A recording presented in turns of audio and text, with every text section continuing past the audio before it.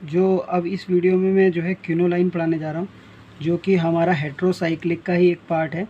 और हेट्रोसाइक्लिक में भी ये जो है कंडेंस रिंग क्या है, कंडेंस रिंग हेट्रोसाइक्लिक है। क्योंकि मैं आपको उस दिन बता रहा था जब पहली वीडियो में कि हेट्रोसाइक्लिक जो होते हैं वो कंडेंस रिंग होते हैं और क्या कहते हैं 5 मेंबर्ड होते हैं, 6 मेंबर्ड होते हैं। तो ये आपको मैंने पिछली वीडियो में बता दिया था, प्रीवियस वीडियो में। तो क्विनोलाइन होता कैसा है, अब आपको पेपर में ऐसा नहीं है, ज़रूरी नहीं कि क्विनोलाइन के नाम से ही आए, वहाँ पे इसका अलग नाम आता है कि स्क्रैप सिंथेसिस क्या है। तो आपको स्क्रैप सिंथेसिस से पता करना पड़ेगा कि वो क्विनोलाइन की प्रिपरेशन पूछ रहा है। तो इसके जो अदर नेम है वो क्या है, क्या पता रिएक्शन कभी अदर नेम से भी आ जाए। तो इसके जो अदर नेम होते हैं वो है 2,3 बेंजो पायरिडीन, 2,3 बेंजो पायरिडीन। और इसका अदर नेम क्या है, 1 एजोनेप्थिलीन। अब इसके नाम क्यों पड़े, क्योंकि आपको देखने को मिलेगा कि कंडेंस रिंग या जो भी हेट्रोसाइक्लिक होता है उसमें जो नंबरिंग होती है वो हेट्रोएटम से की जाती है। तो 1 2 3, तो 2,3 पोजीशन पे क्या है, हमारी बेंजीन रिंग एड्रेस है। तो 2,3 बेंजोपायरिडीन। और एजोनेप्थिलीन क्यों, नाइट्रोजन कंपाउंड के लिए एजो वर्ड यूज़ करते हैं, तो 1 पे है हमारा, तो 1 एजोनेप्थिलीन। अब जो है इसका हम पढ़ते हैं स्क्रैप सिंथेसिस, कि ये जो है स्क्रैप सिंथेसिस होती क्या है। Skraup synthesis of क्विनोलाइन।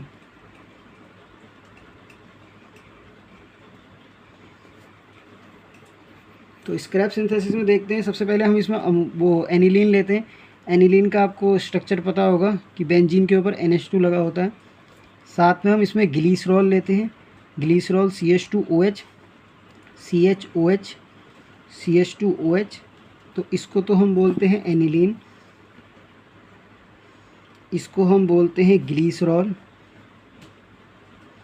अब ये किसकी प्रेजेंस में होता है, तो इसमें हम लेते हैं एक तो हमारा कॉन्सनट्रेटेड H2SO4, साथ में लिया जाता है FeSO4, और जो होता है C6H5NO2 लेते हैं। और जो बन के आता है वो हमारा क्विनोलाइन होता है, जो कि इस तरह दिखता है आपको। तो इसके डबल बॉन्ड देख लेते हैं। तो ये हमारा क्या बन गया, ये हमारा बन गया क्विनोलाइन। तो अब इसकी मैकेनिज्म देखेंगे। तो बात कर लेते हैं इसकी मैकेनिज्म की। तो मैकेनिज्म लिख रहा है कि the above reaction complete in following steps. अब इनको कराने के जो है कुछ स्टेप्स हैं, वो क्या हैं। सबसे पहला स्टेप होता है डिहाइड्रेशन ऑफ ग्लिसरॉल गिव एक्रोनल्डिहाइड। अब डिहाइड्रेशन ऑफ ग्लिसरॉल, तो ग्लिसरॉल हमने ले लिया। अब डिहाइड्रेशन किसकी प्रेजेंस में होता है, तो कॉन्सनट्रेटेड H2SO4 की, क्योंकि हमने ऊपर रिएक्शन में जो लिखा है वो चीज़ें हम यूज़ भी करेंगे। तो कॉन्सनट्रेटेड H2SO4 क्या करता है, वाटर का रिमूवल करता है। अब वाटर का रिमूवल कैसे कैसे होगा, देखो एक तो यहाँ से जाएगा OHH, ठीक है, और ये जाएंगे देखो H2O के मॉलिक्यूल, तो ये चला गया। अब इससे क्या बनेगा, देखो एक्रोनल्डिहाइड बनेगा। अब एक्रोनल्डिहाइड का फोटो देखो कैसा बन रहा है, CH2। अब यहाँ से वैलेंसी खाली हो रही है तो डबल बॉन्ड आ जाएगा CH। अब देखो यहाँ से वैलेंसी पूरी गई, यहाँ पे एक रही तो डबल बॉन्ड तो नहीं, C डबल बॉन्ड O। हाँ, तो क्या हुआ, देखो यहाँ पे CH2 था, यहाँ पे एक वैलेंसी गई तो डबल बॉन्ड से पूरी होगी, तो यहाँ पे डबल बॉन्ड आ गया। देखो फिर क्या है, ये CH वाला है। अब CH की देखो इधर पे वैलेंसी खाली, पर यहाँ पे डबल बॉन्ड हो गया, 2 बॉन्ड, एक कार्बन का तीसरा बॉन्ड और एक हाइड्रोजन तो पहले था, 4 बॉन्ड इसके कंप्लीट। अब इस वाले से देखो H2 निकला है, पर ऑक्सीजन जो है डबल बॉन्ड से अटैच हो गया और H, तो ये क्या हो गया हमारा एक्रोनल्डिहाइड। तो इसको हम बोलते हैं एक्रोनल्डिहाइड। एक्रोनल्डिहाइड का ही दूसरा नाम एक तो एक्रोलीन भी है, एक्रोलीन और एक्रोनल्डिहाइड, ठीक हो गया। अब उसके बाद जो सेकेंड वो मतलब पार्ट है इसका, कि रिएक्शन ऑफ एक्रोलीन। अब इस एक्रोलीन की हमें रिएक्शन करानी है, तो रिएक्शन में क्या बच गया है अभी हमारा, ऊपर वाली रिएक्शन में अभी एनिलीन हमारा अभी इसमें आया नहीं है, देखो। तो reaction of acrolein and aniline, अब रिएक्शन कराएंगे हम एक्रोलीन की और एनिलीन की, जो कि देगा गिव्स एडिशन प्रोडक्ट। अब इसको एडिशन प्रोडक्ट कहेंगे क्योंकि ये जो है अभी इंटरमीडिएट टाइप का बनेगा, जिसका नाम होगा बीटा एनिलीनो प्रोपेनल्डिहाइड।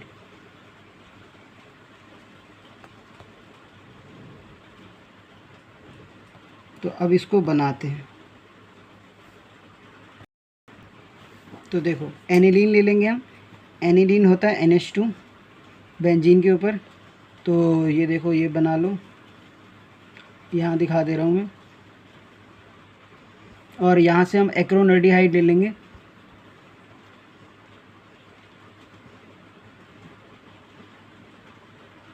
तो ये वाला जो H है ना वो यहाँ पे अटैक करेगा, और जो ये CH2 है वो इस पे अटैक करेगा। मतलब ये H यहाँ चला जाएगा और ये CH2 यहाँ आ जाएगा। तो जो स्ट्रक्चर बन के आएगा वो कैसे बनेगा, ये किसकी प्रेजेंस में करते हैं, FeSO4 के। तो ये बन के आएगा हमारा ऐसा।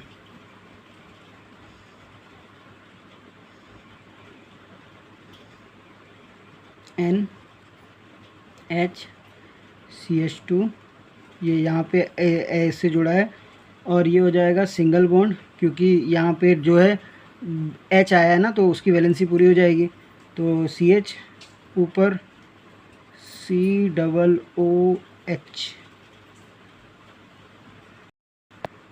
तो ये कार्बोक्सिलिक ग्रुप है। तो इससे जुड़ा पहला कार्बन अल्फ़ा कार्बन होगा, दूसरा कार्बन बीटा कार्बन होगा। तो इसीलिए इसको नाम बोलते हैं बीटा एनिलीनो प्रोपेनल्डिहाइड।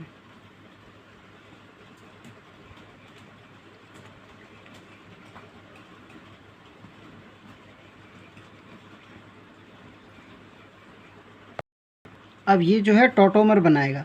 अब टॉटोमर आपने पहले पढ़ा होगा छोटी, मतलब BSc first year second year में टॉटोमर कैसे बनता है। तो देखो ये वाला COO है, इसके संग तो है H भी है, क्योंकि ये मैं दिखाना भूल गया, क्योंकि ये H यहाँ से आया था जब उसने अटैक किया, तो H है।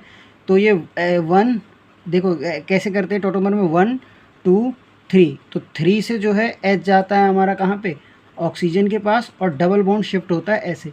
तो ये कैसा टॉटोमर बनेगा, तो टॉटोमर इसका इस तरह से बनेगा कि ये तो benzene ring as it is रहेगी। तो ये हो जाएगा NH, तो ये हो जाएगा CH2, फिर उसके बाद CH डबल बॉन्ड C, उसके बाद यहाँ पे OH, और ये हो जाएगा H, क्योंकि यहाँ से H जो है O के पास गया था। तो ये जो है बना हमारा क्या, ये बना इनोल फॉर्म। तो क्योंकि कीटो इनोल टॉटोमेरिज्म जो है यही होती है। जो इसकी इनॉल फॉर्म है वो डिहाइड्रेशन शो करती है। तो इनॉल फॉर्म हम बना लेते हैं, थर्ड स्टेप इसका। फिर इसके बाद एक लास्ट स्टेप बचा है, फिर ये रिएक्शन कंप्लीट हो जाएगी। इसका जो है आप फ़ोटो अच्छे से बनाना है, क्योंकि ये कंप्लीट करना है ना, हमें डिहाइड्रेशन दिखाना है।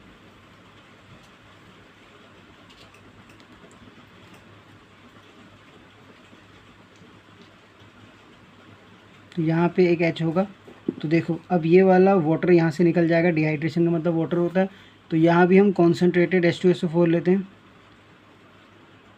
पानी निकालने के लिए बढ़िया है H2O। तो देखो जब पानी निकलेगा तो ये रिंग आपस में जुड़ जाएगी। तो रिंग किस तरह से बनेगी, अब हम डिज़ायर प्रोडक्ट की तरफ पहुँच रहे हैं।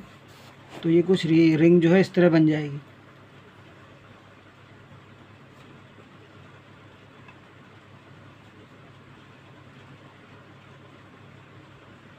ये तो ये बन गया हमारा क्या, डाईहाइड्रोक्विनोलाइन।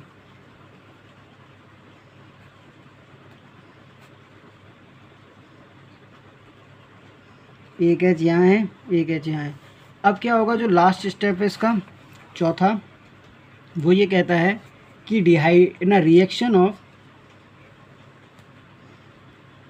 डाईहाइड्रोक्विनोलाइन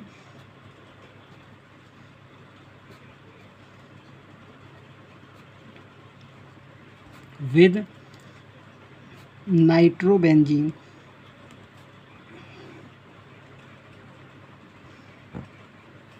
dihydroquinoline reduces nitrobenzene to aniline। अब जो ये लिखा है इस स्टेप को करते हैं। तो ये कह रहा है कि रिएक्शन ऑफ डाईहाइड्रोक्विनोलाइन। अब डाईहाइड्रोक्विनोलाइन का फ़ोटो हमने ऊपर बनाया था। तो ये हमारा डाईहाइड्रोक्विनोलाइन है NH, उसके बाद CH ये वाला H ऐसे दिखा दो, फिर CH डबल बॉन्ड CH। तो देखो ये वाला जो है ये रिड्यूस होगा टू नाइट्रोबेंजीन टू एनिलीन।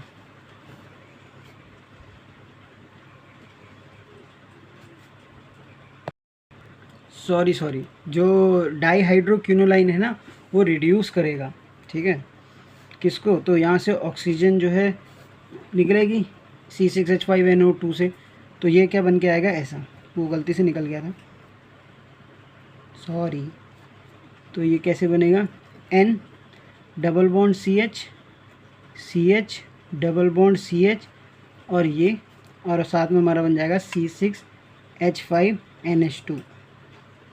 तो ये हो गया हमारा एनिलीन और ये हमारा हो गया क्विनोलाइन। तो यहाँ पे हमारी मेथड ऑफ प्रिपरेशन और स्क्रैप सिंथेसिस ख़त्म होती है।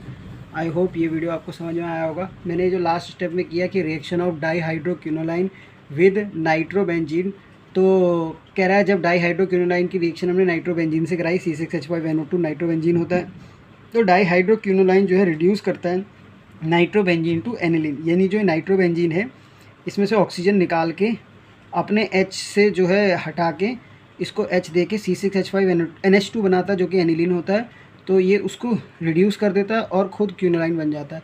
तो ये स्क्रैप सिंथेसिस यहाँ पे ख़त्म होती है, 4 स्टेप में होती है। पहला स्टेप तो आपने देख लिया था कि डिहाइड्रेशन ऑफ ग्लिसरॉल करते हैं जो कि एक्रोलीन या एक्रोनल्डिहाइड बनाता है। दूसरे स्टेप में क्या किया था कि हमने दूसरे टॉटोमेरिज्म देखी थी कि reaction of acrolein and aniline gives addition product जो कि बीटा एनिलीनो प्रोपेनल्डिहाइड था। थर्ड में इनॉल फॉर्म जो है वो डिहाइड्रेशन शो कर रही थी। और जो चौथा स्टेप था उसमें रिएक्शन ऑफ डाईहाइड्रोक्विनोलाइन विद नाइट्रोबेंजीन, तो डाईहाइड्रोक्विनोलाइन जो है रिड्यूस करता है नाइट्रोबेंजीन को, तो ये क्या बनाता है एनिलीन, विच हमारा रीयूज़ होता है। मतलब ये रिएक्शन यहाँ पे ख़त्म हो जाती है स्क्रैप सिंथेसिस। Thank you.